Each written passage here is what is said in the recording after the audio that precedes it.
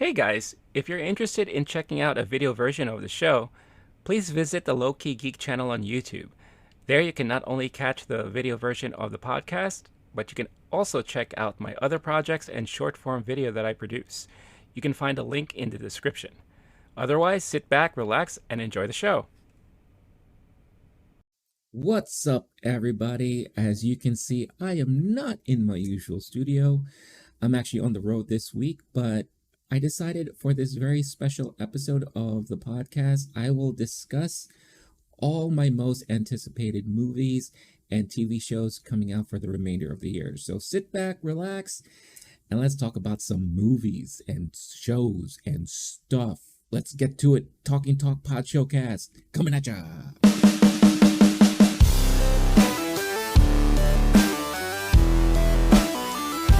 Hey there, everybody. Thank you once again for tuning in to the Talking Talk Podshowcast, your unofficial weekly pop culture podcast where I talk about the latest stuff in pop culture movie news, TV shows, collectibles, what have you.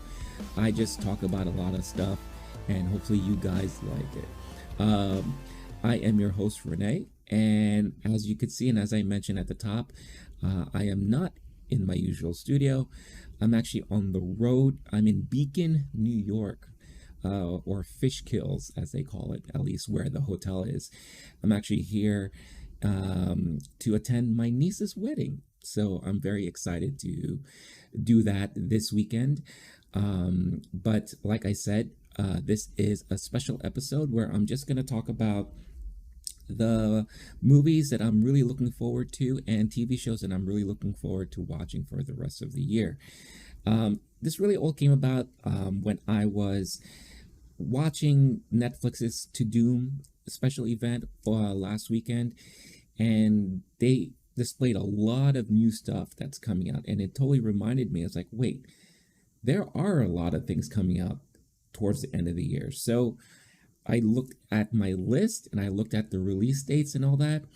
And movies alone, there are about 25 to 26 movies that I'm actually looking forward to for the next 3 months. So that is insane. So decided let's do a special show where we talk about that. On top of that, there are some shows that I am looking forward to checking out towards the end of the year. So before I get into all that stuff, the usual YouTube spiel. If you're watching here on YouTube and you're new to the channel, welcome. Please hit that like and subscribe if you like what you see. Spread the word. Let's build up this community of pop culture enthusiasts like myself. For those listening on audio form, whether it's through Spotify, Apple Podcasts, Google, what have you, thank you for listening.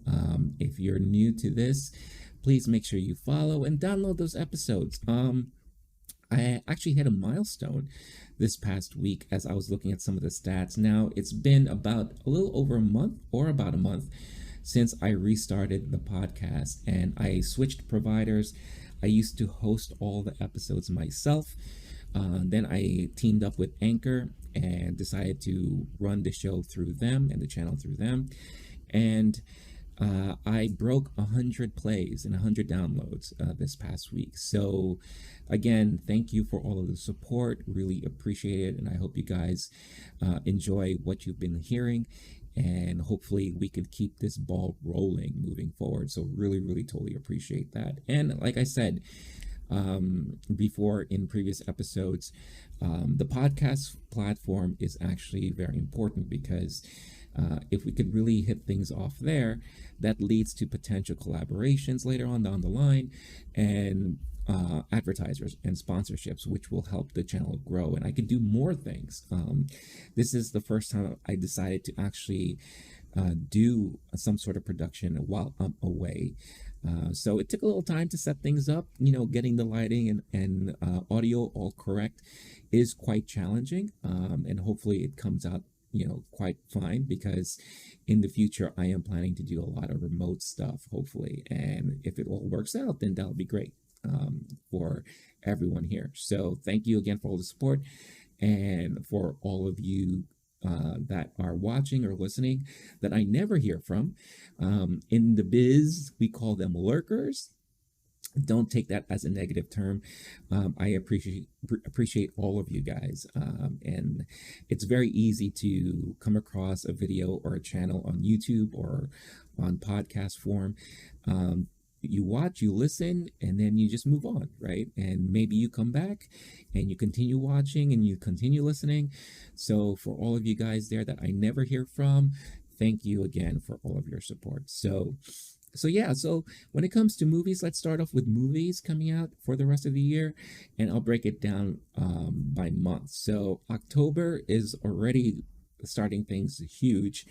By the time you are listening or watching this, we already have two movies from this list that came out, and that is Venom 2, Let There Be Carnage, and The Many Saints of Newark. So the first Venom movie I thought was okay.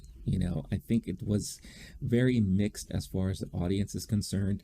A lot of people thought it was kind of cheesy and kind of comical in a lot of different ways. I actually appreciated the movie for the chemistry and relationship between Tom Hardy's Eddie and Venom. Like, I think the dynamic they had and the kind of conversations they were having between each other was actually pretty fascinating, and I kind of like that. So I am curious to see how that's going to play out in the next movie. We have Woody Harrelson now, who's playing the role of Carnage in this movie. So I'm curious to see how, now that Venom is actually faced with a formidable opponent, how's that going to play out? So I'm a little curious because when I checked the runtime for that movie, it's about an hour and a half. Really short in these days. Like, you don't really see movies that short anymore. So very curious to see how that's going to play out. And of course, I am very much looking forward to The Many Saints of Newark. That is supposed to be the prequel to The Sopranos HBO TV series. Now, in prep for this movie, I actually went back and I rewatched the entire series from the first episode to the final. And I think I did it in record time. I think I did it within 3 weeks. It was a weird moment. This happened like a couple of months ago. But rewatching it now at my age compared to when I was watching it back when it was still freshly new, I have a very different point of view of the series, and I actually appreciate a lot of the episodes that I actually didn't like back then. So I feel like I am more connected to the storyline. I'm more connected to the characters. There are a lot of episodes that are very important and actually have really great storytelling moments that I didn't really appreciate back then. And again, as the years gone by, my taste in movies and TV shows have changed a lot, and I understand a lot more things than I did when I was younger. So I really definitely appreciate a lot of things more now. So the rewatch, I definitely benefited from the rewatch, and I encourage all you guys who are curious or who has never watched Sopranos ever to give it a shot and rewatch the series, because it's a wonderful TV show. It's, a lot of people forget, it is the first series that really started the whole streaming exclusive TV series. Because you're talking about a show that came out in like 98, 99. And alongside with that, you had Sex and the City.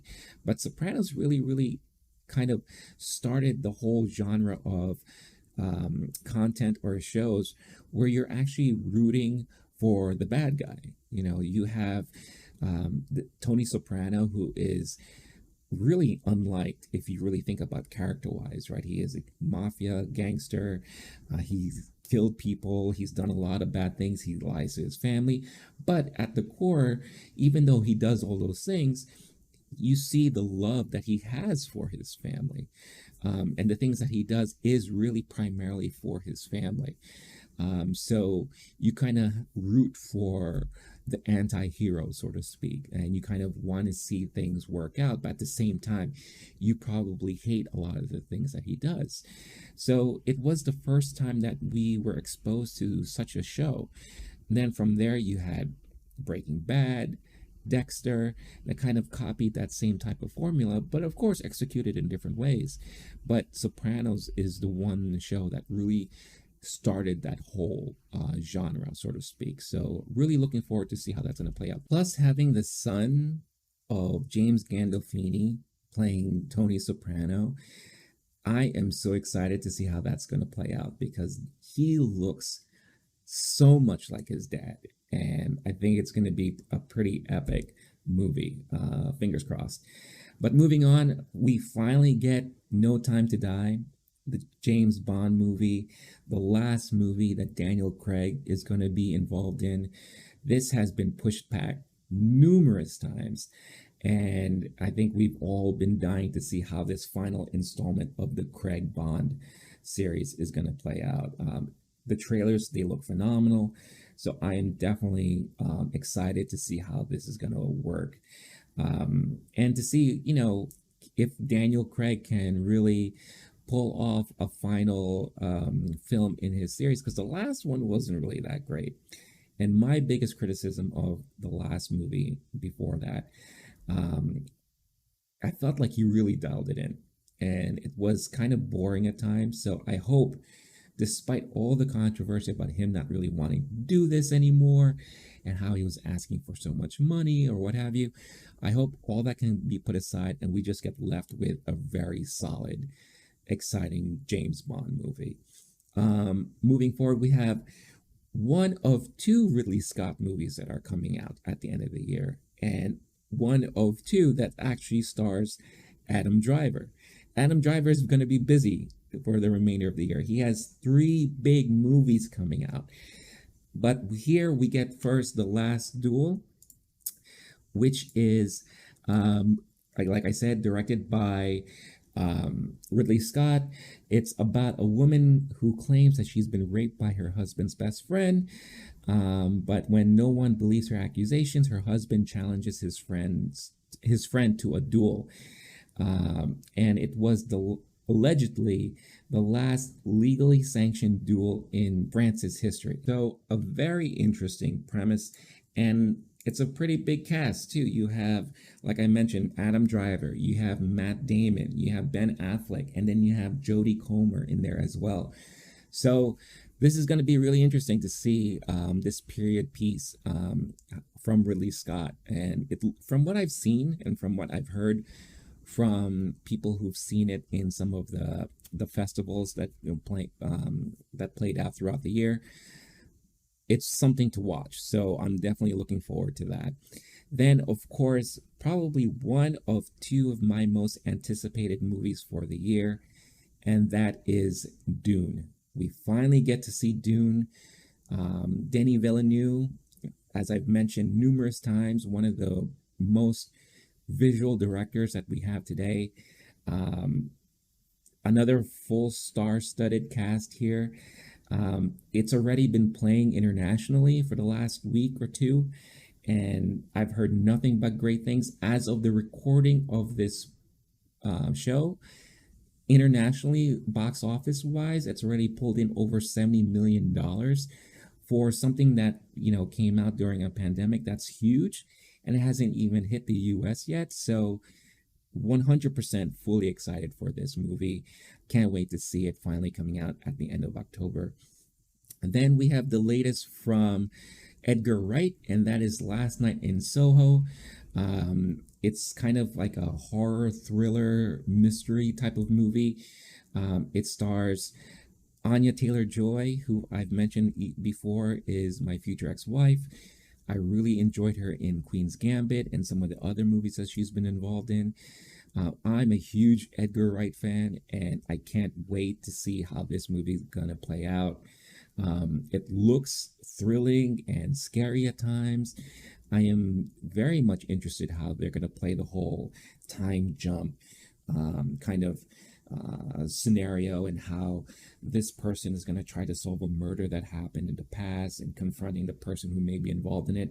Again, these are all the things that you kind of gather through the trailer. So really, really interested to see how this movie is going to play out. So very excited for that.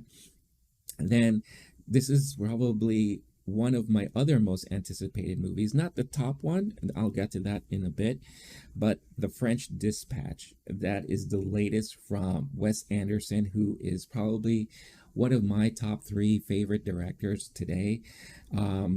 If you're familiar with Wes Anderson, his movies are very quirky, very stylish and artistic, very interesting storylines, always have a full star studded cast there. And this is pretty much up there with a lot of his other movies. Very, very excited and curious to see how this is. Again, great word of mouth from the film festivals and the circuit that's been going on throughout the year. So really, really excited to see this movie. And then lastly, this is probably on the list of my most curious film that I'm going to be watching for the rest of the year, and that's Lamb. It's the latest from, it's another movie from A24, and it is a thriller, kind of horrorish movie, depending on how you look at it, about a couple in Iceland who apparently gives birth to a half human, half lamb person thing, something.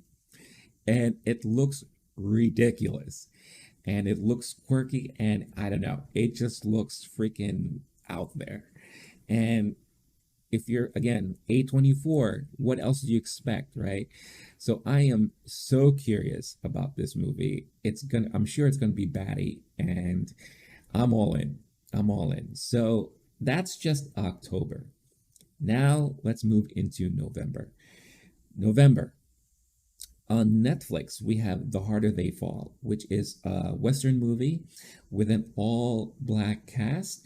You have Idris Elba, Regina King, Zazie Beetz, Lakeith Stanfield. I mean, this is a full star studded cast, and it looks exciting. It looks, very entertaining.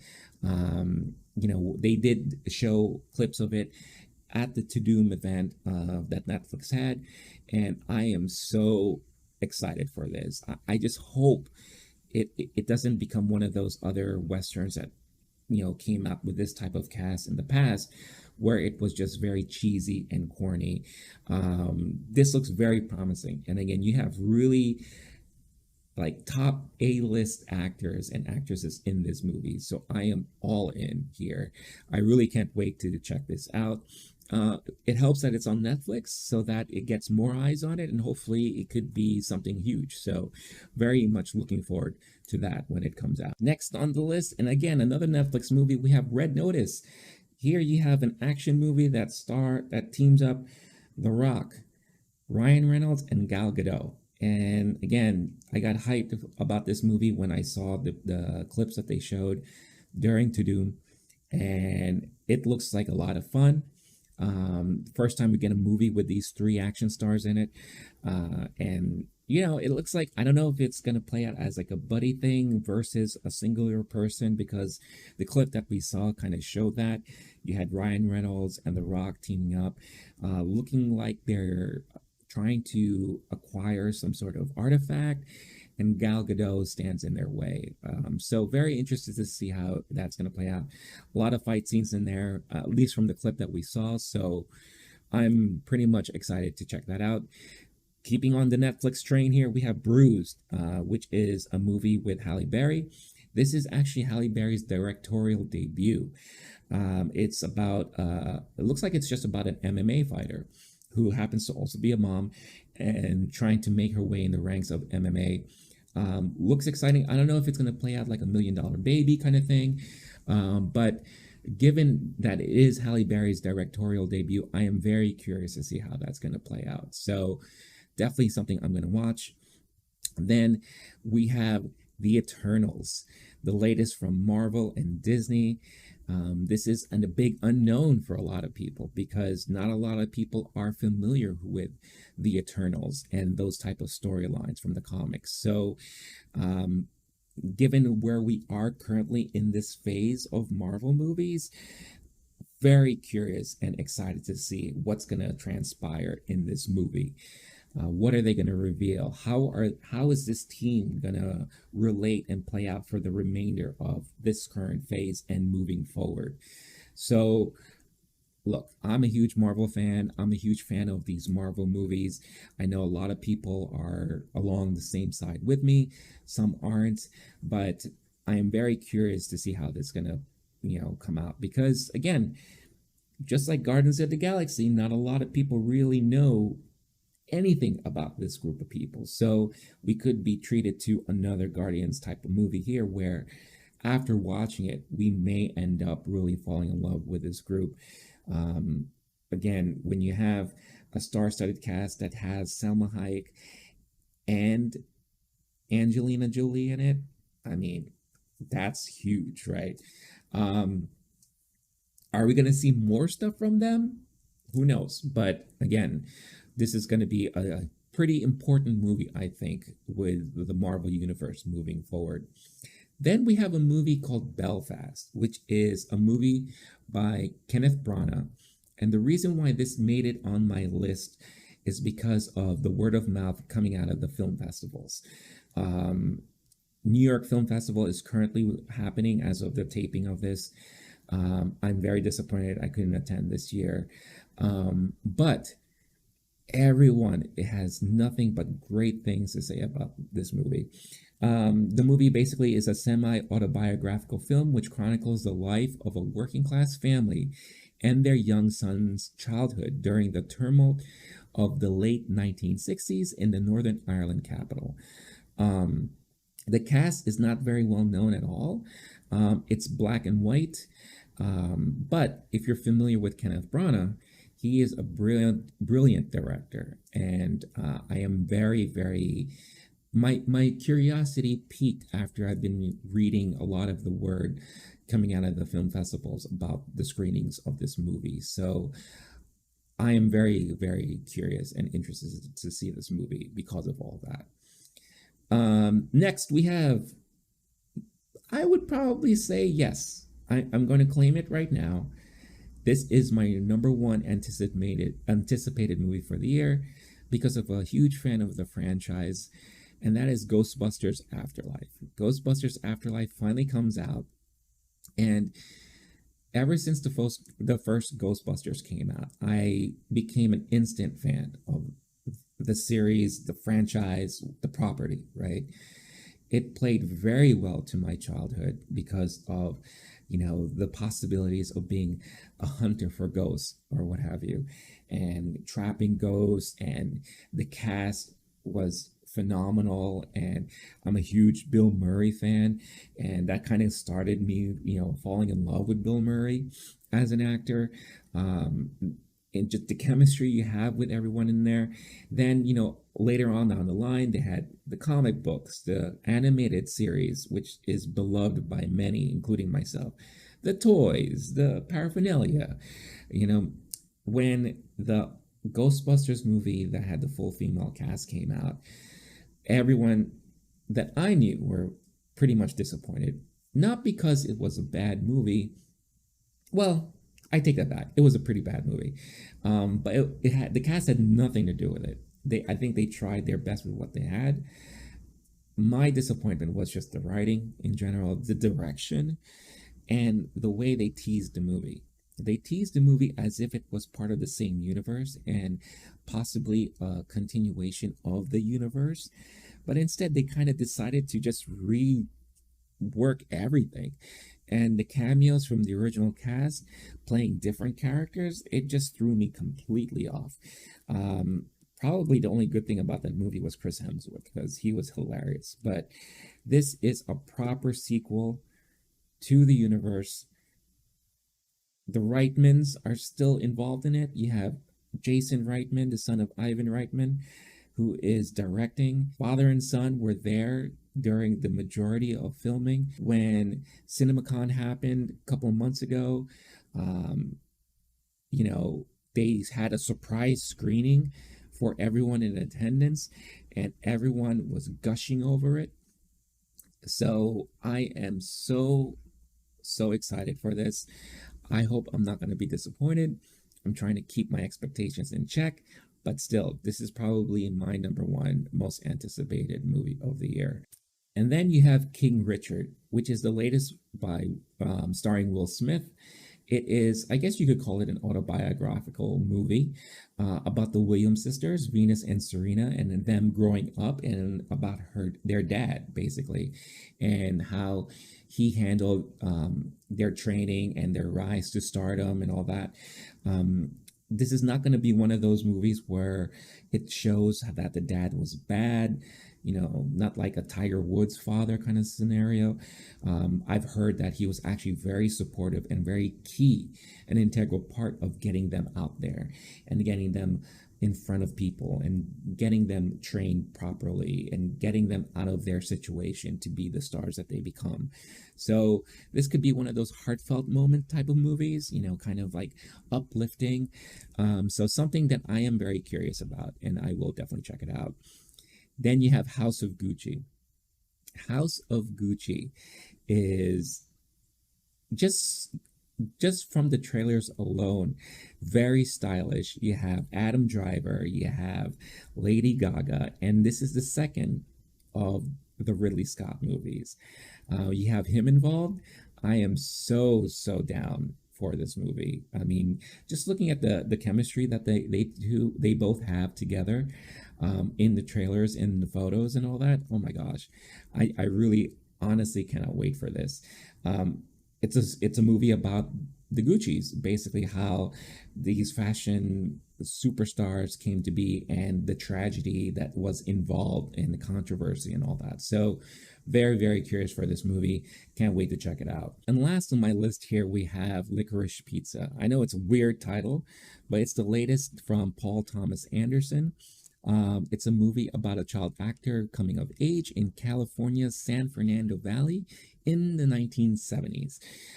Bradley Cooper is in this movie. You have Maya Rudolph, Sean Penn, Alana Haim, who makes her film debut, and another, I think it's his debut, but we have Cooper Hoffman.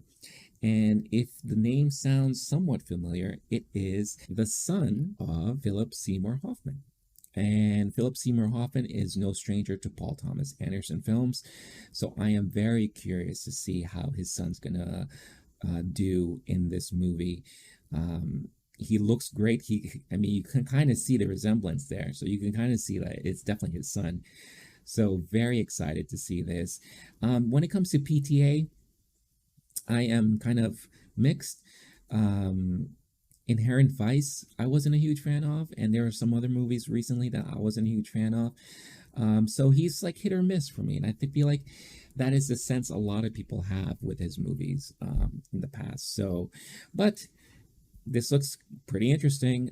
I love the period. I'm always a huge fan of the 70s and things that happened in the 70s.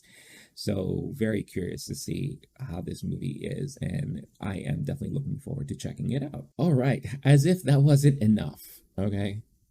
Now we have December. December is also looking pretty stacked here. So first we have The Power of the Dog. That is another Netflix movie. And for a lot of people within the film fandom, the movie fandom world, a lot of the cinephiles out there, this is a very highly anticipated movie. The movie is directed by Jane Campion. Again, another movie that has great word of mouth coming out of the film festivals that are happening throughout the year. It stars Benedict Cumberbatch, Kirsten Dunst, Jesse Plemons, Elizabeth Moss, just to name a few. It's a movie about a domineering rancher who responds with mocking cruelty when his brother brings home a new wife and her son until the unexpected comes to pass. That is the description that they give you here for this movie. It's another period type of piece. It looks like another Western here. Modern Western, so to speak, but it looks very interesting. So something that I think a lot of people are going to have their eyes on, especially now that, what you have to realize is that, and again, if you're not familiar with how the movie industry works, or if you're not a huge film buff or what have you, this is fourth quarter of the year. It's the end of the year. This is the big push for Oscar season for next year. So a lot of the movies that I have already mentioned or will continue to mention, they're all vying for a part to be nominated in next year's Oscars. So we have a lot of heavy contenders coming out now. That's another reason why it's fully stacked for the last 3 months of the year. So a lot of stuff to look out for, a lot of potential best actor, actress nominees, directors, what have you. So this is one of those movies that are probably going to be in contention for several of those categories. So very looking forward to see how this movie is going to come out. Next, a very controversial movie, and probably the most controversial movie on my list for the remainder of the year, and that's Vendetta. Now, the reason why this movie made my list is, again, word of mouth coming out of actually the New York Film Festival. There were tons of people who were actually outside protesting this movie because of the subject matter. And it's being directed by Paul Verhoeven. When was the last time you heard of Paul Verhoeven? You know, this is the director who was responsible for movies like Basic Instinct, Total Recall, Showgirls, Starship Troopers, RoboCop. I believe the last movie he directed was Ellie, I don't know how you pronounce that came out in 2016. So very interesting movie. And again, the controversy stems from the subject matter. And based on the description here, a 17th century nun becomes entangled in a forbidden lesbian affair, but it's her shocking religious visions that threaten to shake the church to its very core. So I guess just reading that, you can understand the controversy there and why there would be a lot of people in the Catholic Church religion who would be probably against this movie, right? I saw film and video of all the protesters outside of Lincoln Center because of this movie during the screening. However, word of mouth, the movie is very jarring and very Paul Verhoeven-ish, but definitely worth watching. So my curiosity definitely piqued because of that. So that is something to look forward to and look out for. Next, we have West Side Story. Now, out of all the musicals that we are getting this year, or that we got, when I say all, the three musicals, right? We had In the Heights, that came out during the summer or just before the summer. Dear Evan Hansen, which I really don't want to talk about anymore. I'm done with that movie. Then we have West Side Story. I would say that this is probably one of the more curious ones because it's Steven Spielberg. It's his take on the classic. And a lot of people were up in arms when this was first announced a ways back. Then we started seeing photos and the cast, and then there was more controversy about that. Whether you like him or not, Ansel Elgort is kind of controversial at the moment. So again, curiosity has been piqued ever since this was announced. So I'm very curious to see how this is going to be. I do love the fact that Rita Moreno is still part of this. She's going to be in this movie. I was a huge fan of the original. Many of you are. It's definitely one of those where you would think, which of these movies should just not be touched anymore? This is definitely one of them. So I am very curious because mainly it's Spielberg, right? Spielberg has not done a musical ever. So I'm curious, is it going to work? Is this going to be an epic opus? Who knows, right? So very, very curious to see how this is going to play out. It's going to be interesting for sure, to say the least. Then we have Netflix is really coming out of the gate here with a lot of stuff. They have a huge amount of movies, and this might be one of their bigger ones, and that's Don't Look Up. It's the latest movie by Adam McKay, directed by Adam McKay. You know, he's done American Hustle, he's done Vice, The Big Short. I love his style of movies, and this movie looks like another interesting one. In recent history, because he's done The Big Short and Vice, this is something that's not tied to anything that has happened in real life. um, or not tied to any like real events. It's a movie basically about um, an it's a movie basically about a meteor coming down to hit Earth. And you have these group of people who are trying to broadcast and put the word out there to warn everybody, right? So, the one thing that I love about this movie, or that's got me really interested in this movie, is the cast. You have Leonardo DiCaprio, Jennifer Lawrence, Timothy Chalamet, Jonah Hill, Chris Evans, Meryl Streep, Kate Blanchett, and you have the acting debuts of Ariana Grande and Kid Cudi. Like, what? How did they get this cast? How is this really gonna work chemistry wise with all of these big names in this one movie? Um, if anyone can do it, it's Adam McKay. I mean, he's had star-studded casts in his past movies. So very, very fascinated about this movie, and it's going to be interesting to see. And again, this is a Netflix movie, so whether or not you like these movies that are coming out on Netflix, I think this is very comparable to like when Scorsese put out The Irishman. Is this going to be this year's Irishman? We'll see, right? But that's why it's on my list, because I'm very curious to check it out. Next, of course, a lot of people's most anticipated movie for the remainder of the year, and that's Spider-Man No Way Home. Spider-Man No Way Home comes out in December. The latest in the Spider-Man series. Again, this continues within the Marvel Universe. Now that we have been fully exposed to the multiverse, now that that floodgate has been open, and based on the trailers, this is definitely going to play into that.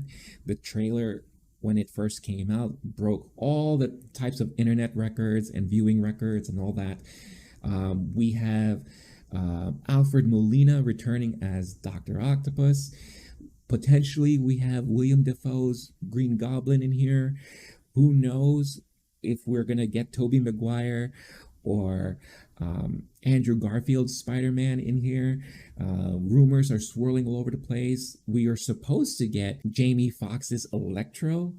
We're supposed to be getting that, from what we've heard, the rumors that were somewhat confirmed by him ways back, but we have Tom Holland, we have Doctor Strange, Benedict Cumberbatch in here, and something goes off and it continues immediately from what it seems from the last Spider-Man movie. So a lot of speculation from this movie. A lot of people are excited. A lot of the Marvel heads and Spider-Man heads are eagerly anticipating this movie. So how can you not be excited for this movie, right? So definitely looking forward to checking that out in this stacked December, because we are also getting Nightmare Alley, and that is the latest from Guillermo del Toro. If Denis Villeneuve is one of the most visual directors that we have now, Del Toro is definitely neck and neck with him, because his creativity, his visualizations, the creativity just behind the worlds that he creates and the storylines. I mean, it's phenomenal, the stuff that he's put out there. Shape of Water was fantastic. I know some of you probably don't like it, but I love that movie when it came out. Won Best Picture for that year. So I am super, super excited for this movie. It's actually a remake or a retelling of another movie that came out a long time ago of the same name. And it looks, from the trailer that we got, it looks like phenomenal. It looks very, very exciting. And the cast in here, we have Rooney Mara, Kate Blanchett, Bradley Cooper, William Dafoe, Toni Collette, Ron Perlman, of course, because Ron Perlman is in every Del Toro movie. Richard Jenkins in here. It looks very, very curious and mysterious, in only the best way that Del Toro can be, like, right, in the way that he does his movies. So I am very, very interested and looking forward to checking this movie out for sure. Then the movie that is on everyone's mind, whether or not it's going to be worth a damn, worth the wait, because it's been forever since we got anything from this franchise. And that is The Matrix Resurrections. We were teased with the trailer not too long ago. Um, Internet hype and speculation blew up. Is this a true sequel? Is this another version of The Matrix? Is this the same Neo? Or is this like a download of him? You have Keanu Reeves looking like John Wick. You have Carrie-Anne Moss, who still looks amazing and kick-ass in this movie. There's a lot of speculation as to what is going to be involved in this movie. Is this going to resurrect? Get it? Resurrections? Resurrect a franchise so that we could possibly get more from this franchise after this huge ass long hiatus. The last movie disappointed a lot of people, and it pretty much killed the franchise as a whole. Yeah, you got the video games and the massive multiplayer online game that kind of carried things on, or at least tried to carry things on for a bit, but we have not gotten anything from this. So it is going to be very, very interesting to see how this movie is gonna how people are going to react to this movie when it finally comes out. So definitely on my list to check out. Then you got The Kingsman, which is a prequel to the Kingsman movie franchise. So the first movie was phenomenal, was great. The second one was not that hot. So very, very interested to see how this movie is going to play out. So it looks like a very typical Matt Vaughn movie, very stylish, action-packed. So let's see how this movie turns out, because again, the reception for the last one was pretty poor. I didn't really like it. I felt it was boring at times. So let's see. Let's see what happens. Then last on my list for the month of December, as if, again, I don't have enough to watch, The Tragedy of Macbeth. The Tragedy of Macbeth is from Joel Cohen of the Coen brothers. This is the first time a movie is being directed by a Coen brother without the other one's involvement. So this is going to be interesting to see how that works. But it's your typical Shakespeare telling of Macbeth, right? But it looks very stylish, black and white. You have a great cast that already stars Denzel Washington and Frances McDormand. You also have Corey Hawkins in it. And basically, it's just a retelling of Macbeth. The reason why this also made my list is, again, because of word of mouth coming out of New York Film Festival. People were, raving about it after their screening. Again, it's a shame I couldn't go this year, because I've been going almost every year since 2012, and this is the first time I missed it. So I am very envious of everyone who got to see a lot of these movies, but great word of mouth. Everyone's saying that it's definitely worth watching. Might be movie of the year for some people. Definitely going to be an Oscar contender. So highly anticipated for most people, and definitely on my list to check out for the rest of the year and for the month of December. So that's it. Those are all the movies coming out for the rest of the year. So let me know in the comments which one of these movies you're looking forward to, that you're planning to watch, that you're eagerly anticipating. I know my list is ridiculous, and probably most of you are not going to be watching these many movies, or most of these movies, probably just a fraction of these movies. But do let me know what sounds interesting to you guys, and let me know in the comments. So those are just the movies, right? Now let's talk about streaming shows. Things that are coming out on streaming that I am looking forward to for the rest of the year. Not as big of a list as the movies, but these are series that will last for several weeks. So there's enough of them to watch for the remainder of the year when they come out, right? So let's talk about October. only two things I'm interested in October. One is on Netflix, and that is The Escape of the Undertaker. Now, why is that on my list? Well, I'm an old school wrestling fan. I used to watch wrestling back in the day. The Undertaker is undoubtedly one of the more popular, if not the most popular, wrestlers in a new modern age. Not going back to the 80s, but really from the 90s. And this plays out kind of like an interactive movie, like an interactive series. Choose your own adventure style, right? I love things like that. You know, whenever I play games like that, those are the games I usually have the most fun with. I used to be a big fan of the Choose Your Own Adventure books back in the day. So very looking forward, very much looking forward to this. Just to have fun. It's just one of those things that I just want to check out for fun purposes. So that's that. And then on Hulu, we have Dope Sick. Dope Sick is a limited series starring Michael Keaton, and very interesting subject matter here. It's basically, from the description, how one company triggered one of the worst drug epidemics in American history. That's the opioid epidemic. You have Michael Keaton, Caitlin Dever is in here, Peter Sarsgaard, just to name a few.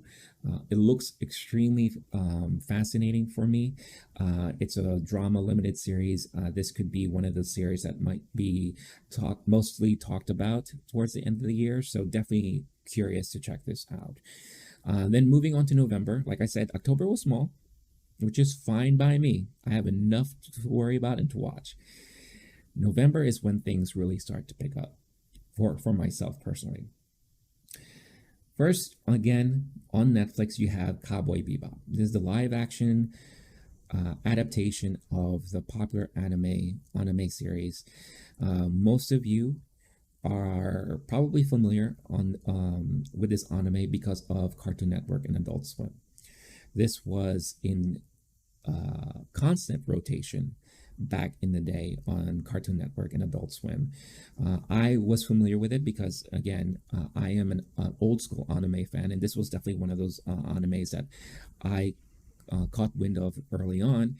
And it's very stylish. It's very like cowboy-like bounty hunters that they are, science fiction bounty hunter storyline. John Cho is connected to this, and during the To-Doom event, we finally got a first live motion action first glimpse of it. They pretty much played out the opening credits scenes, and that's when it intrigued me, because when I first saw the photos that they were releasing, I was like, I don't know, this looks kind of ugh. You know, when it comes to adapting live action anime, when it comes to live action adaptations of anime, it's been mostly miss, and it's been very poorly done and poorly received. But this one got a lot of people intrigued, myself included. It looks pretty great for now. Let's see how it plays out, but that's why I have to watch it. Then on Amazon Prime, you have, finally, we're getting the Wheel of Time series. Wheel of Time is a beloved fantasy adventure book series. Now we're finally getting a live action adaptation that has been in the works for ages. And I know a lot of people who are huge fans of the Wheel of Time book series, and they've been eagerly anticipating this coming out. We're finally going to get it. Let's see how it is. And then my most anticipated for November is Hawkeye on Disney Plus. We are finally getting a Hawkeye spin-off series. Hawkeye is one of my favorite Marvel characters, maybe my all-time favorite comic book characters. You have Kate Bishop in there, the introduction of the two, and then it looks like it's going to play out like a buddy cop adventure, die-hardish, True Lies type of series storyline there. And I was really excited when the first trailer came out, so I can't wait to check this out. I know a lot of people are kind of iffy on it, but a lot of people were iffy on WandaVision and Loki, and look what happened. Now people can't stop talking about it. So definitely looking forward to this series coming out. And last on my list, and this snuck in there, and that's season 2 of The Tiger King on Netflix. Now, when the first season came out, and again, I'm calling it season, we weren't expecting there to be a continuation of this. It came out during the peak of the pandemic. Most people were locked down in their homes, and there was nothing to do. Then this came out on Netflix, and people were just drawn to it and can't stop talking about it. It was water cooler talk in the virtual age. That's what started things, right? And it was just bananas. Everything that was revealed is bananas. And the way it ended, you have Joe Exotic who's in jail. So people are wondering, like, what else is there to tell?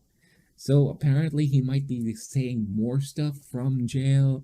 Maybe we're going to dive more into things of all the people involved in this crazy, wacky story.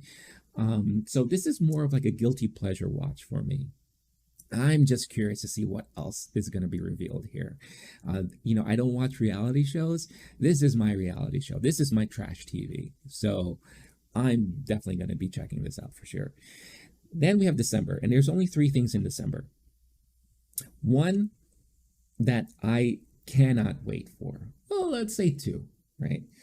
And one that I still need to watch the first season to be more excited for, all right? So let's go with my second most anticipated for December, and that is the Book of Boba Fett. Huge Star Wars fan. Those of you who know me by now, love Star Wars. When this was revealed at the end of Mandalorian season 2, I lost my shit. I really did, because I'm like, yes, not only is Boba Fett back, but we're gonna get a spin-off story about Boba Fett. And I cannot wait, because I feel like we need to know more about this character. Why do so many people love him when we hardly even know anything about him? We got a little bit of a glimpse more in Mandalorian, but this is going to really show us what Boba Fett is made of. And now he's taking over Jabba the Hutt's throne, and probably the whole crime syndicate that's happening on Tatooine with Fennec Chan. Sign me up. I'm in. I can't wait for this. But that's not my most anticipated in December. My most anticipated in December comes at the very end, and that's Cobra Kai. Cobra Kai Season 4 on Netflix. Thank you, Netflix, for saving Cobra Kai, because Cobra Kai was exclusive on YouTube Premium, or Red, or whatever they called that stupid, defunct premium service that they were trying to do. Sorry, YouTube. I know I'm on you, but, it wasn't that great of an idea. But we were treated to the first 2 seasons of Cobra Kai on YouTube, and I was all in from episode 1. I was all in when I heard about it, because growing up, huge Karate Kid fan. I couldn't get enough of those movies. Definitely played well in my childhood. And then to hear that we're going to get a continuation of the storylines now, where they are now, I was all in. Then we got to watch the first 2 seasons, and I know the show is kind of mixed with some people, because, you have Johnny Lawrence, who's he's not a likable dude, he's stuck in the 80s, he's racist, misogynist, all that stuff, right? But the more you watch it, the more he becomes the person you want to root for, because he's trying to be better. He's trying to change his place in life. And in a weird twist, Daniel LaRusso, you kind of start hating him. And you kind of start wondering, well, which one was really the bad guy here, right? Because kind of like in Star Wars, each side plays the light and the dark in a way, right? So it's very, very interesting how that played out. I love the kids, the development of the kids. season 2 ended in this crazy daredevil kind of like fight that happened in the school. Then season 3 kicked in, and all this stuff started happening.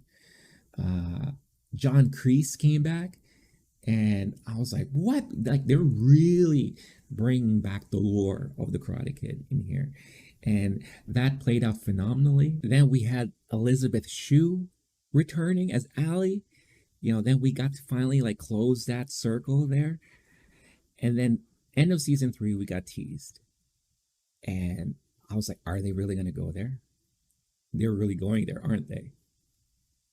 It looks like we're getting Terry Silver in season 4.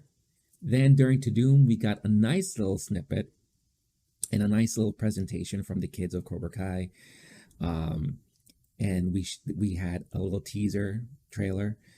And yes, it looks like we are getting Terry Silver from Karate Kid 3, who some will say is the main mastermind behind Cobra Kai, and the number 1 to the number 2, who's John Kreese. And I can't wait. I really can't wait. Plus, it looks like you have Johnny Lawrence and Daniel teaming up. Woof! That's going to be exciting. So that is my most anticipated for December. And then lastly, just to mention it, The Witcher Season 2. I have not had a chance yet to watch Season 1 of The Witcher. When that came out, I was extremely busy with my corporate life at the time, so never had the chance to. I've been meaning to catch up on it, so I have at least 2 months to catch up on The Witcher, to check out Season 2, which a lot of people are waiting for. I really, really enjoyed the presentation during To Doom. So it looks really good, and I can't wait to check it out. So that's it, guys. That is everything that I am looking forward to as far as streaming. That is everything that I'm looking forward to for the remainder of the year. When it comes to movies and streaming, what from this list or from anything are you interested in looking forward to? Again, let me know in the comments. But that's the show for this week. I hope you enjoyed this special episode. Again, it feels nice just not to always have to talk about, entertainment news, pop culture news, and what have you. It's a good little break from all that, but that's still gonna happen in future episodes. But for now, that's all we have, or all I have for this week. Again, I appreciate you guys tuning in. Just a quick reminder, for you podcast listeners, don't forget, you could find the Talking Talk Podshowcast on your podcast platform of choice. Make sure you follow and download those episodes for YouTube, or if you are a listener and you want to watch a video version of this show, you can find the LOWKEY GEEK channel on YouTube. And then for those of you watching on YouTube, thank you. Don't forget, smash that like, subscribe if you haven't done so already. And then you could also follow me on social media, Twitter, Facebook, what have you. Great way to ask me questions is through there. And I hope all of you guys enjoy the remainder of your week and weekend. Stay cool, stay classy, stay safe, and I'll catch all of you next week. Peace.